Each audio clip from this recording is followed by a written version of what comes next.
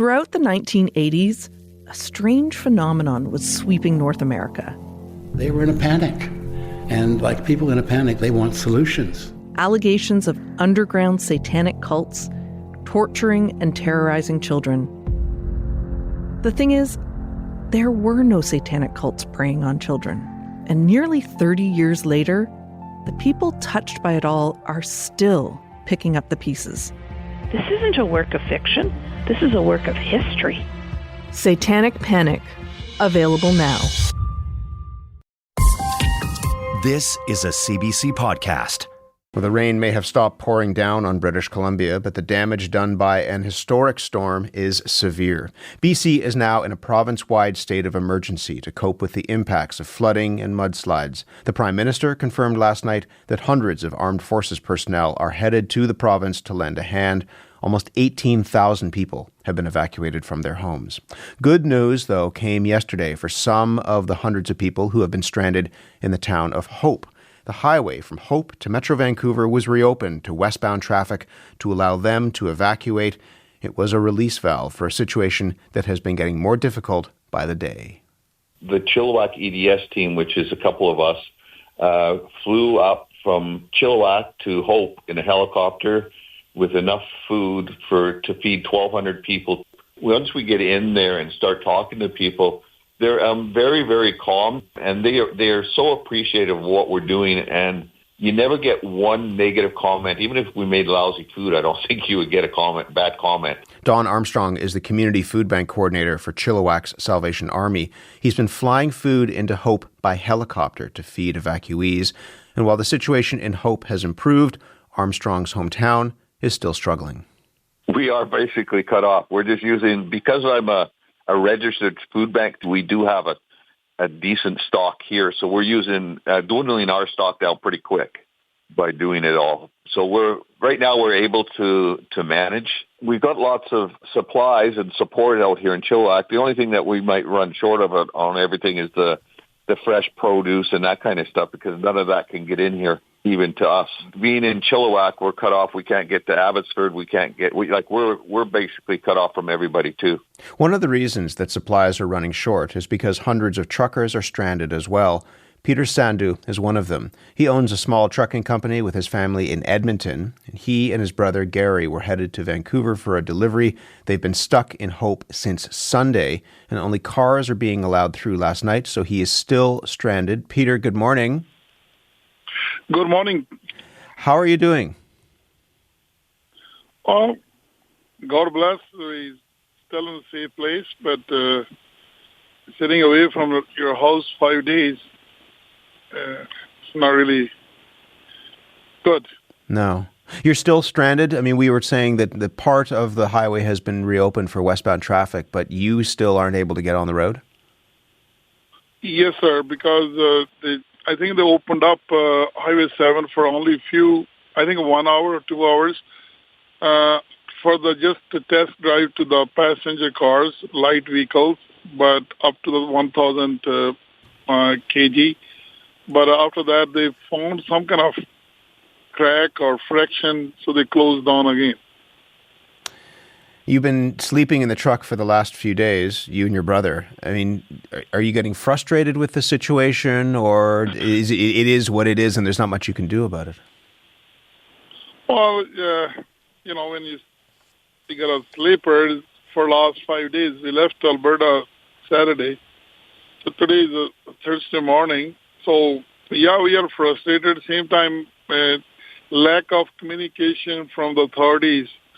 Nobody really comes out and say, well, you're here for 5 days or 4 days or 3 days, and not good information cross to me or brother or 1,000 truckers here. They're all hoping, it's going to be open today, tomorrow, or next hour, but no information. And is that what it is? There's about 1,000 truckers that are stuck there? Well, I will say, if you look at all these major 3 truck stops, they got truckers there, but it's hard to accountable because wherever the space they find, truck parks. So all the truckers, all these 4 or 5 highways connected to Hope, and they all landed here because of they can't go anywhere. Yeah. So they're all over the street. So very hard to put the number together, but there's lots of them. Wherever there's space, people are just parking. That's right. Because the truck is almost over 75 feet long, basically with the drive end 53 footers, and truck is over 25 feet. Kind of, very hard to park. So wherever the place is, they put parking. How are you getting food? How are you getting food to eat?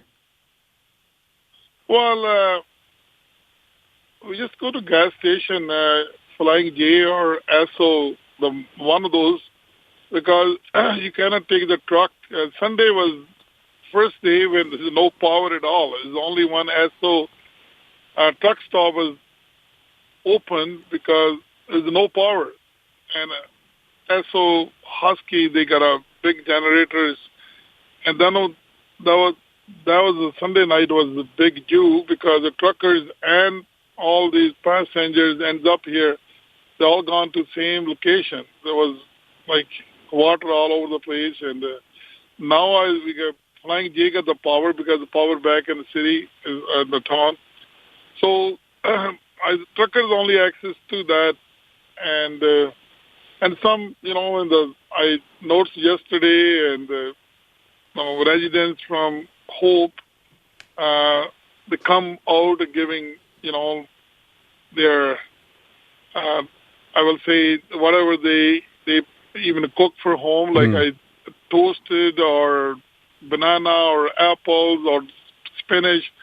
Yeah, there are some nice, generous people there. They are giving food to the truckers, but truckers basically stuck because of the long length of the vehicle they drive.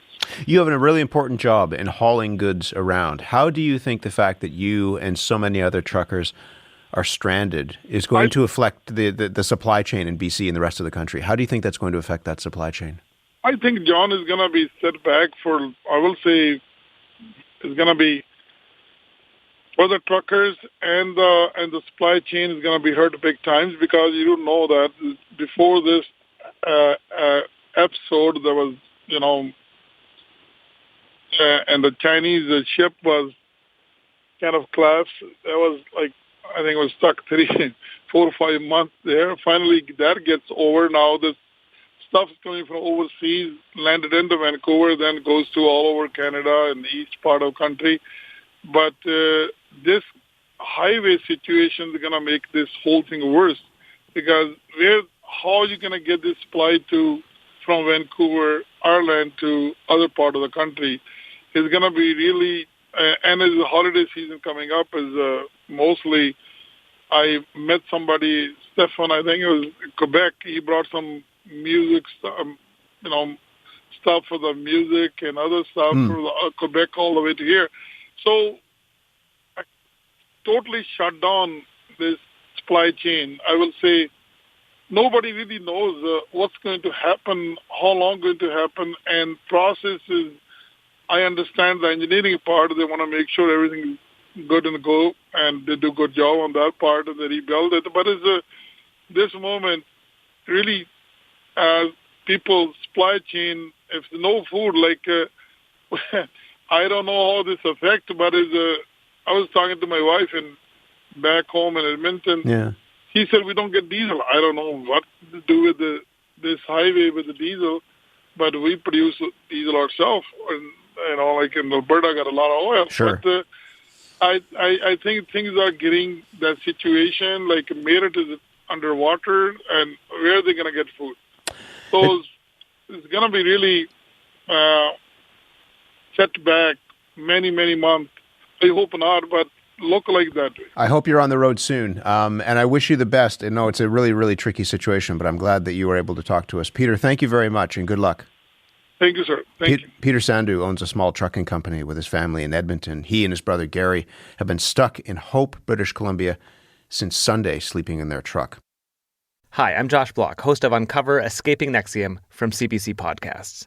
I pull back the curtain on the secretive self-help group that experts call a cult and follow one woman's harrowing journey to get out. The podcast was featured in Rolling Stone magazine and named one of the best podcasts of 2018 in The Atlantic. Listen to Uncover Escaping NXIVM on CBC Listen or wherever you get your podcasts.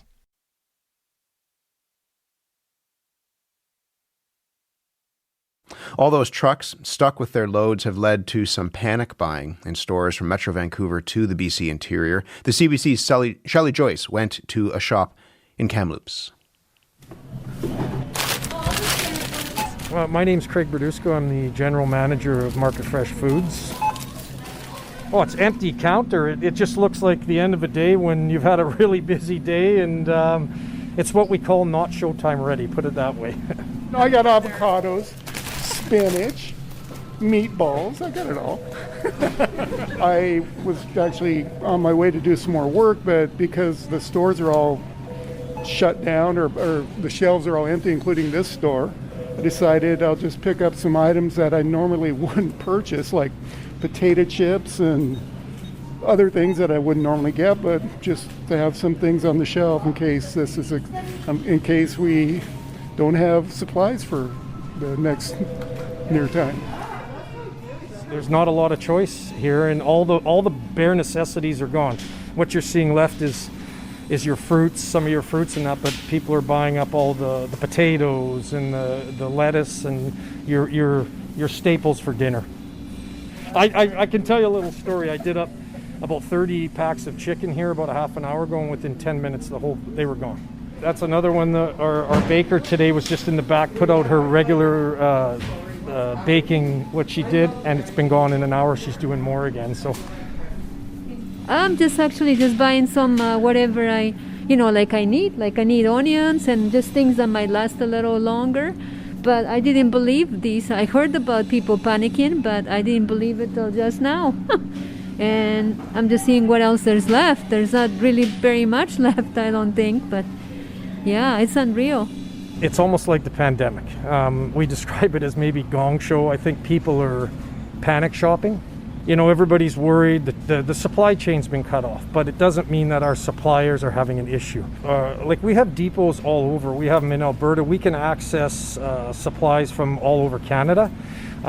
Basically, right now, what's happened is anything on the West Coast is where we're getting a lot of our stuff for the orders that we were getting this week has been cut off. But yeah, we have contact with all of our suppliers, like I say, right through to Alberta, right across Canada. We are getting an order on Thursday now, and I'm currently trying to source some fresh chicken, beef, and pork from other areas as well. Basically, all of the interior has been cut off. All the roads are closed everywhere. So I think people start watching what's going on. They hear some things, and then it just panic shopping. So this is unnecessary panic shopping? I would say it is, yes. I would say it's just based on one person posts something on social media, an empty counter, and then all heck breaks loose, yes. Have a good day. The BC government is asking people to be patient, saying there is a lot of supply, and part of the reason for declaring a state of emergency is to get goods moving again. Rob Fleming is British Columbia's Minister for Transportation and Infrastructure. Our immediate priority is to re-establish connections from the Lower Mainland to the interior and the north parts of the province.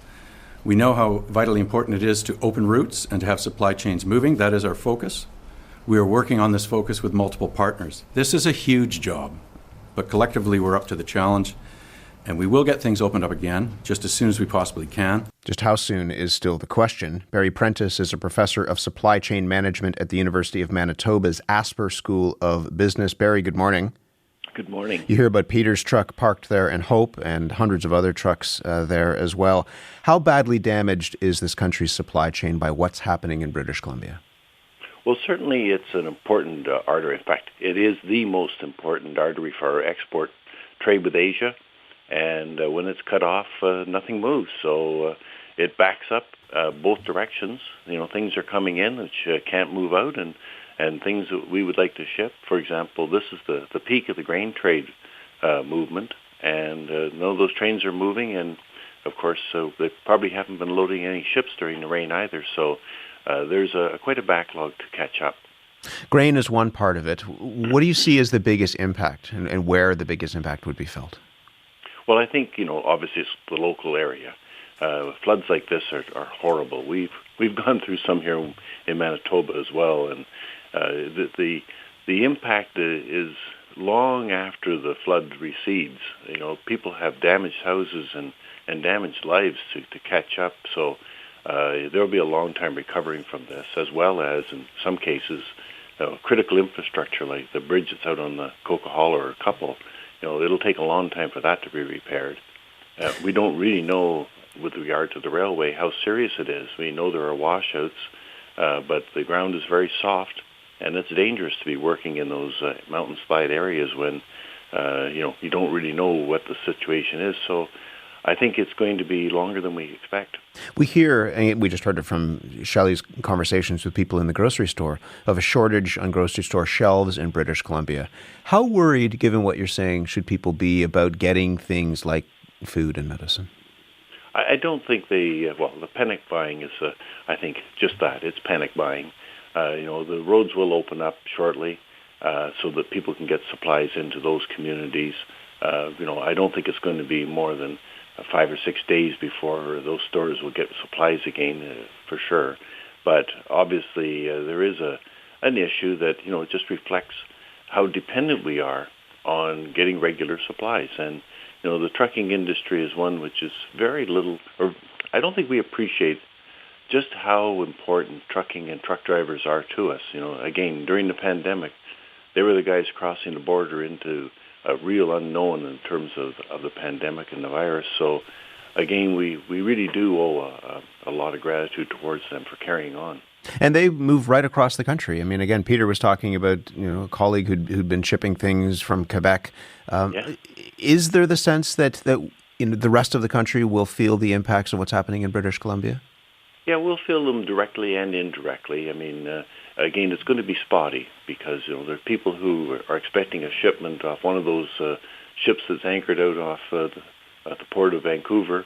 It's not going to arrive in time, and depending what it is, a factory might have a key element coming from China that they just haven't, now they can't produce. And, so they may feel that. Now, that being said, a lot of places will have inventory. And so you do have a buffer stock. We've moved towards this notion in supply chains of just in time, but it's not perfectly just in time. We always have some buffer stocks, but eventually it's just a matter of how long does it take before that runs out. Are there redundancies in the supply chain? Part of that is the buffer stock, but also other routes that truckers or rail traffic could take if some of those main routes are disrupted? Well, Canada isn't blessed with the greatest geography or geology when it comes to corridors. There's 2 railway tracks down the Fraser Canyon, and there's no room for a third. And we don't really have another option to get there. So on the rail side, it's pretty limited. The Coquihalla opened up a new route for trucking, as well as the route down the Fraser Canyon. So that did expand a lot, the resiliency in that side, and we can see why we need it. But again, we don't have that much option. You can take some things through the U.S. The CP Rail can take trains over the Kingsgate crossing to Idaho and out through Portland. But again, are your customers there? Are the ships there? There's only a limited amount that you can move things around. And given the relatively expected short nature of this, you don't want to make a whole lot of moves because that takes time, money, and effort. And if it's only temporary, it may not be worth it. You use the word resiliency, and this is temporary, but this is part, many people are saying, of a change in our climate where we're seeing more intense storms more frequently. A 100-year storm becomes a 30-year storm, becomes a 20-year storm. How prepared are our transportation networks for the impact of climate change? Well, they've been aware of this for some time, and indeed they've been making moves. The Port of Vancouver has a policy of raising everything 3 feet, because they're worried about the rising ocean levels. And certainly the railways, I've talked to them. They've been working to find any area where they have, avalanches or weaknesses and trying to shore it up. But we have to just remember the size of the country and and the possibilities. Nobody expected landslides in this area. And so suddenly, things emerge that you didn't expect, and you can't prepare for everything. Do you think this will be a moment, though, I guess just briefly, where people will start to think about that preparation differently, given the scale of the disruption? Oh, yeah. I think companies are already doing that. And we should also remember that, we do have Prince Rupert, and we have another route through Prince Rupert. There's a container port, there, fortunately, I think, established a decade or more ago. And they've been successful, and they're moving in different phases. So we are diversifying our routes a bit, but only CN serves that port. So again, anyone on the CP lines will have to make a switch somehow. Barry, good to speak with you. Good to speak with you about this. We'll be keeping a close eye on it. Thank you very much. Okay. Yeah, bye-bye. Barry Prentice is a professor of supply chain management at the University of Manitoba. He was in Winnipeg. For more CBC podcasts, go to cbc.ca/podcasts.